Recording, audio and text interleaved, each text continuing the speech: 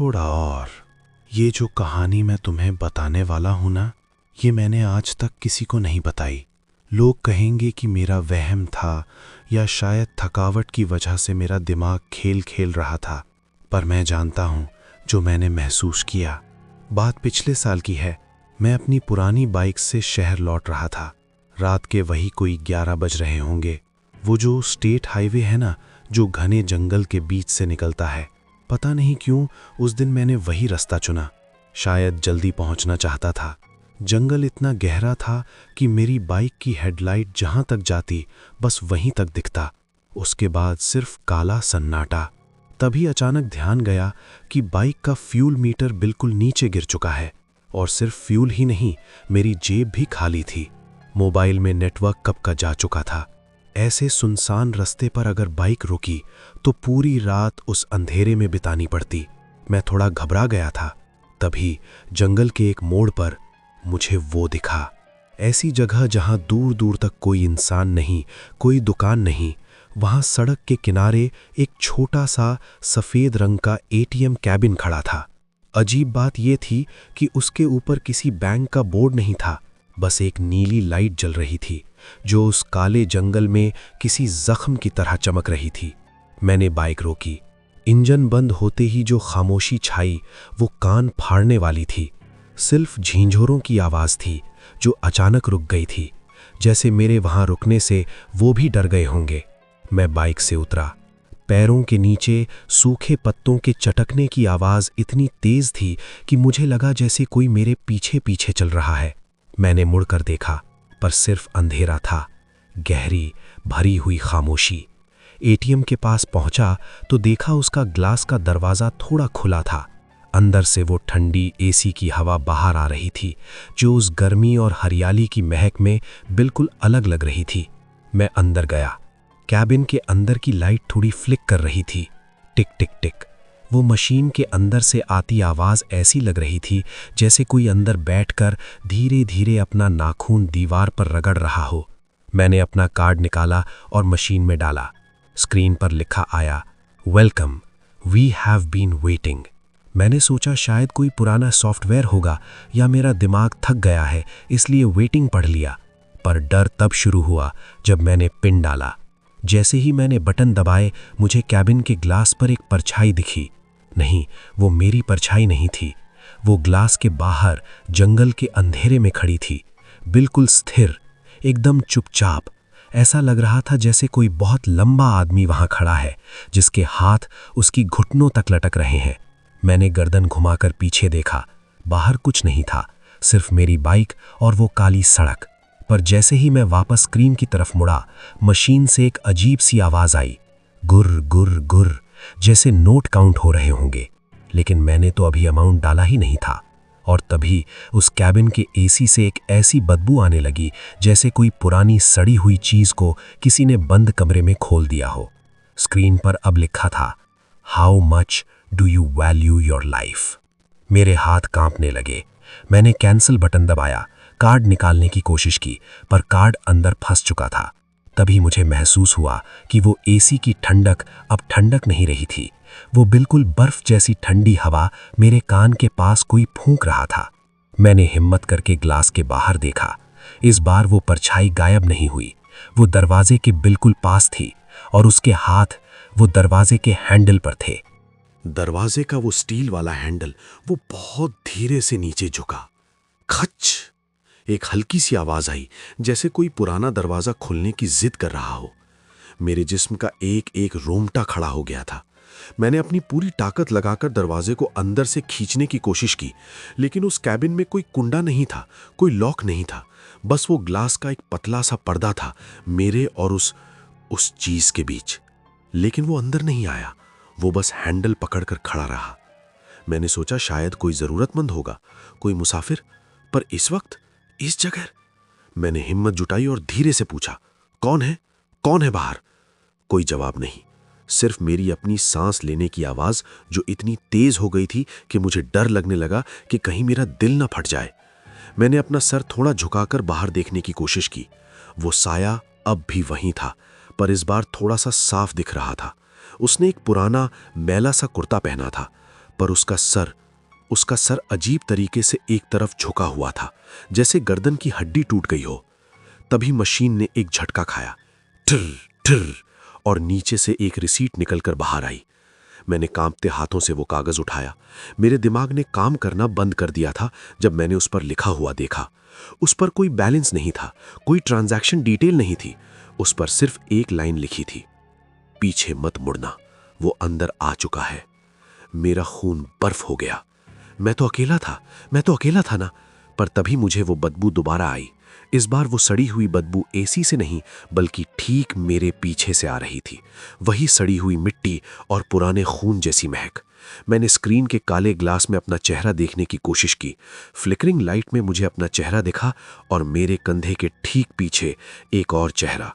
वो धुंधला था, लेकिन उसकी आंखें, उनमें कोई पुतली नहीं थी, बस दो सफेद गोलार जो मेरी गर्दन को घूर रहे थे। मैंने चिल्लाने की कोशिश की, पर मेरी आवाज गले में ही फंस गई। अचानक कैबिन की लाइट पूरी तरह बंद हो गई। बिल्कुल अंधेरा। मैं वहीं जम गया, हिलने की हिम्मत तक नहीं थी। मैंने अपनी आंखें बंद कर ली, ये सोच करके शायद ये सब एक बुरा सपना है। पर तभी मुझे महसूस हुआ, एक ठंडा लसलसा हाथ धीरे धीरे मेरे सर के पीछे से आया और मेरी ठोड़ी को पकड़कर मेरा सर पीछे की तरफ घुमाने लगा। उसके नाखून मेरी चमड़ी में गड़ रहे थे। उसी वक्त बाहर से वो हैंडल फिर से हिला, खच खच खच। इस बार वो कोई धीरे से नहीं, बल्कि बहुत जोर जोर से दरवाजा पीट रहा था। बाहर वाला अंदर आना चाहता था और अंदर वाला मुझे पीछे मुड़ने पर मजबूर कर रहा था। मैंने अपनी आंखें जोर से भींची हुई थीं।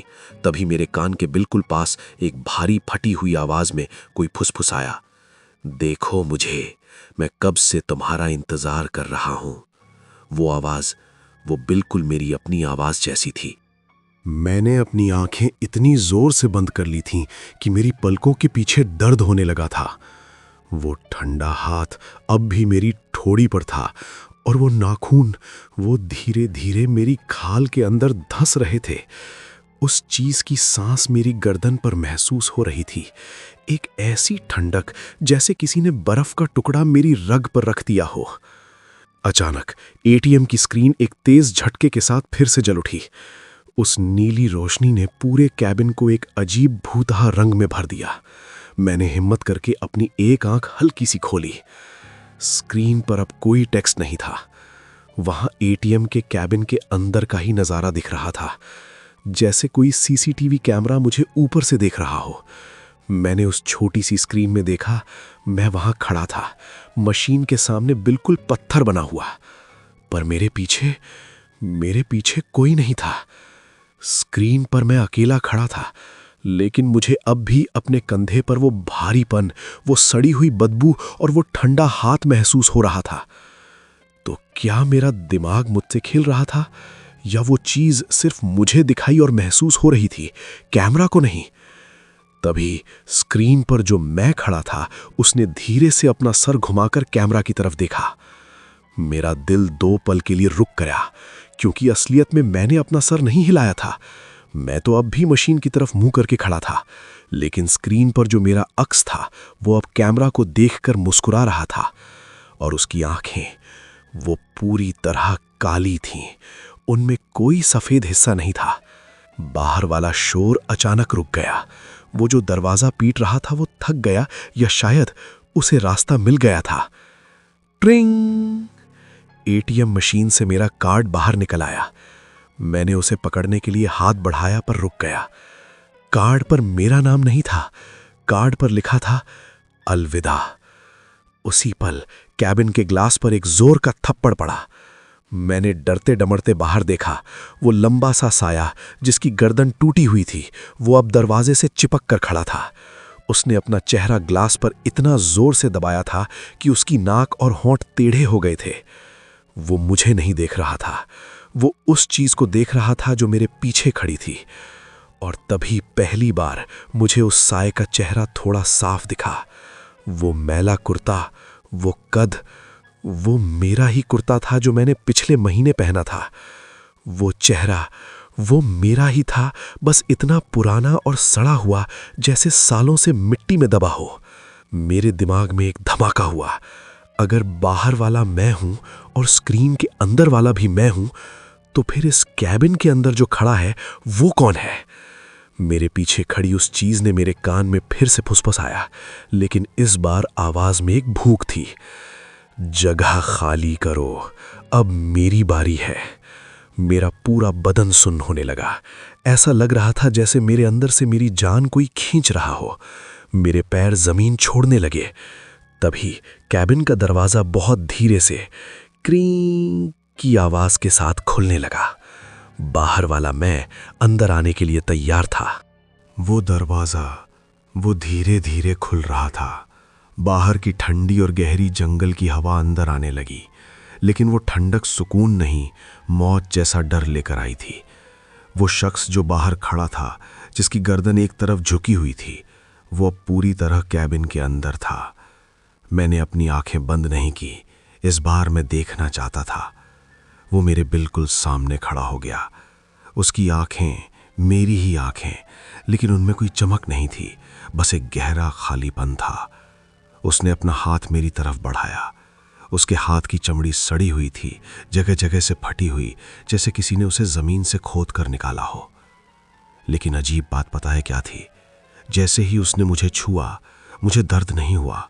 मुझे पहली बार ठंड लगना बंद हो गई। ऐसा लगा जैसे मेरा सारा शरीर, मेरी सारी थकान और मेरा वो डर धीरे धीरे उसमें बह रहा हो। और मेरे पीछे खड़ी वो चीज थी, उसने मुझे छोड़ दिया। अब मैं मशीन और उस टूटी हुई गर्दन वाले शख्स के बीच में फंसा था। तभी मशीन से एक आखिरी आवाज आई, डिंग। पैसा निकलने वाली जगह से नोट्स नहीं निकले, वहां से मेरा वॉलेट निकला, वही वॉलेट जो मेरी जेब में होना चाहिए था। मैंने कांपते हाथों से उसे उठाया और खोला। उसमें मेरा आधार कार्ड था, मेरी फोटोज थीं, लेकिन सब पर खून के धब्बे लगे थे और एक पुरानी तारीख लिखी थी, पिछले साल की वही रात जब मैं इस रास्ते से गुजरा था। एक पल के लिए सब कुछ रुक गया। जंगल की खामोशी, वो फ्लिकरिंग लाइट, वो बदबू, सब गायब। मुझे याद आने लगा, वो मोड़, वो तेज हेडलाइट और वो भटकती हुई बाइक। मैं कभी इस एटीएम तक पहुंचा ही नहीं था, मैं तो उस घाटी में। मैंने अपने हाथों की तरफ देखा, वो धीरे धीरे धुंधले हो रहे थे और वो शख्स जो मेरे सामने खड़ा था, उसकी गर्दन अब सीधी हो रही थी, उसकी चमड़ी साफ हो रही थी, उसका चेहरा बिल्कुल मेरे जैसा जिंदा और तरोताज़ा दिखने लगा था। उसने मेरी बाइक की चाबी उठाई जो मशीन के ऊपर रखी थी। उसने मेरी तरफ देखा और एक अजीब सी मुस्कुराहट दी, ऐसी मुस्कुराहट जैसे कोई कैद से आज़ाद हुआ हो। वो मुड़कर बाहर निकल गया। मैंने उसे अपनी बाइक स्टार्ट करते सुना। इंजन की आवाज़ जंगल में गूंजी और धीरे धीरे दूर चली गई। अब मैं उस कैबिन में अकेला था। लाइट पूरी तरह बंद हो चुकी थी। अब वहाँ कोई स्क्रीन नहीं थी, कोई एसी नहीं था, सिर्फ अंधेरा था और मिट्टी की बदबू। मैंने दरवाज़ा खोलने की कोशिश की, पर वहाँ कोई दरवाज़ा था ही नहीं। मैं चारों तरफ से बंद था। तभी मुझे बाहर से किसी के कदमों की आवाज़ आई, कर कर। सूखे पत्तों पर कोई चल रहा था, कोई और मुसाफिर, कोई और भटका हुआ इंसान। मैंने हैंडल पकड़ने की कोशिश की, पर मेरे हाथ अब सिर्फ एक साया बन चुके थे। मैंने अपना सर ग्लास से चिपका दिया और बाहर देखने लगा। एक नई बाइक रुकी थी, एक नया शख्स डरता हुआ अंदर आने की कोशिश कर रहा था। मैंने अपनी पूरी ताकत लगाई और उसके कान में फुसफुसाया, देखो मुझे, मैं कब से तुम्हारा इंतजार कर रहा हूं।